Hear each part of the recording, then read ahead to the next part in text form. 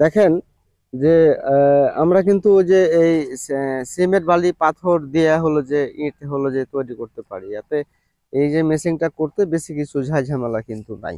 এখন আপনি যদি বলেন যে ঝাই ঝামেলা আছে কিনা, এটা হলো যে আমরা কিভাবে জানি, দেখেন আমি নিজে এই মেশিনটা তৈরি করেছি।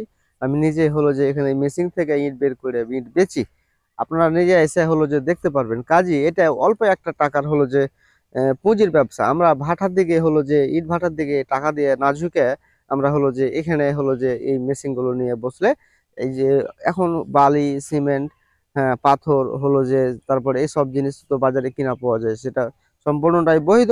কিন্তু আপনি যদি এই কাজটা যদি আপনি হলো যে আপনারা মোটামুটি করে যারা স্টুডেন্ট মানুষ, যাদের হলো মোটামুটি বিয়ে শাদী করার বয়স হয়ে গেছে, তারা হলো যে ব্যবসাটা করতে পারেন। যেমন আপনি একটা ছোট মোটো একটা ভাটার মালিক হতে পারবেন।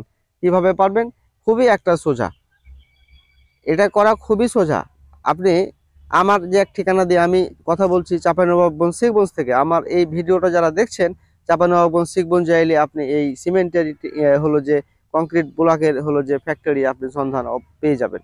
তো কাজেই যে আপনারা হলো যে ইটের ভাটাতে বিনিয়োগ না করে, আপনারা ইটের ভাটাতে বিনিয়োগ না করে আপনারা হলো যে এই যে 4-5 লাখ টাকা নিয়ে যদি আপনি বসেন মেশিন সহ, আপনি হলো যে 20-30 হাজার ইট ও 5 লাখের মধ্যেই আপনি আবার করতে পারবেন।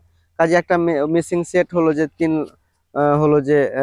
হলো যে লক্ষ টাকার মধ্যে হলো যে কমপ্লিট আপনারা পাইবেন। কাজে আপনারা এই অল্প টাকার পরিমাণ দিয়ে আপনি হলো যে প্রতিদিন মোটামুটি করে 3-4 হাজার হলো যে আপনি ব্লক তৈরি করতে পারবেন প্রতিদিন। লোকের মাধ্যমে 3টা লোক কাজ করলে প্রতিদিন হলো যে 3,000 ব্লক একদম আরামসে আপনি করতে পারবেন।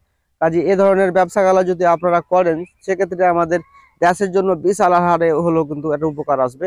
এই কারণেই আসবে যে দেখেন যে এই 300 বিঘা জমিতে অনেক ফসল হয়, কিন্তু একটা ভাটাতে যদি 300 বিঘা 200 বিঘা জমি হলো যে পুরোটাই যদি হলো যে নষ্ট করে ফেলতে পারে, সেক্ষেত্রে আমরা যে খাদ্যশস্য অনেকটাই হলো যে আমরা কিন্তু থেকে বঞ্চিত হচ্ছি।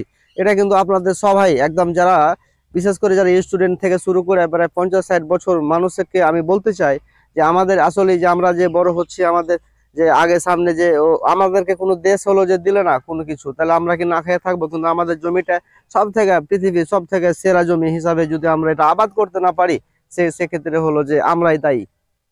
কাজেই আপনারা কিন্তু এই ব্যবসাটা কিন্তু আপনারা করতে পারেন, এবং এই ভাটাটা অটোমেটিক ভাবে তখন হলো যে বন্ধ হয়ে যাবে। ভালো থাকবেন, সুস্থ থাকবেন, আর আমার এই ভিডিওটা হলো যে শেয়ার করে দিবেন।